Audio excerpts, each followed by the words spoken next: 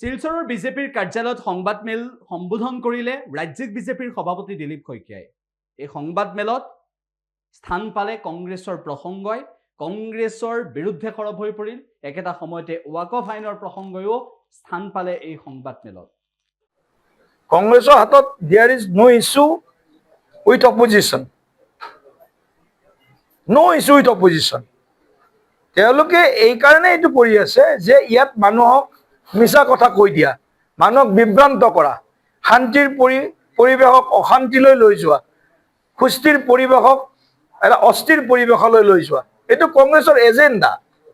গতিকে এই এজেণ্ডাটোৰ বিৰুদ্ধে গোটেই সমাজ, হিন্দু মুছলমান সকলো সমাজ এক হ'ব লাগে আৰু সঁচা অৰ্থত আমি এখন দুৰ্নীতি মুক্ত পঞ্চায়তী ৰাজ ব্যৱস্থা, যিটো বাৰে বাৰে মই কৈ আছো, পূজ্য বাপুৰ সৰ্বোদয় আৰু আচাৰ্য বিনোবা ভাৱেৰ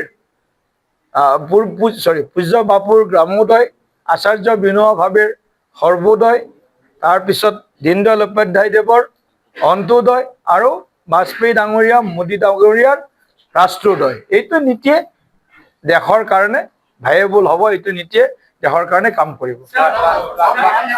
এই বিষয়টো আমি দলৰ মাজত সমাধান কৰিম। এইটো বিষয়লৈ বহুত বেছি আৰু মিডিয়াৰ কোনো কামেই নাই ইয়াতে। আমাৰ ইণ্টাৰনেল ব্যৱস্থা, আপোনালোকে খবৰ পাব। আমাৰ দলত যি যি হৈ থাকে আপোনালোকে খবৰ পাই থাকিব। আগন্তুক দিনত আৰু ভাল খবৰ পাব, সেই খবৰো আপোনালোকে পাব।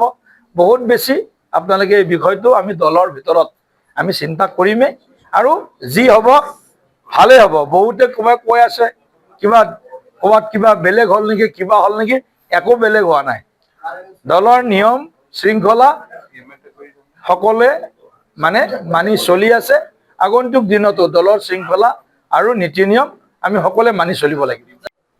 কংগ্ৰেছৰ হাতত there is no issue with opposition, no issue with opposition. তেওঁলোকে এইকাৰণে এইটো কৰি আছে যে ইয়াত মানুহক মিছা কথা কৈ দিয়া, মানুহক বিভ্ৰান্ত কৰা, শান্তিৰ পৰিৱেশক অশান্তিলৈ লৈ যোৱা, সুস্থিৰ পৰিৱেশক এটা অস্থিৰ পৰিৱেশলৈ লৈ যোৱা, এইটো কংগ্ৰেছৰ এজেণ্ডা।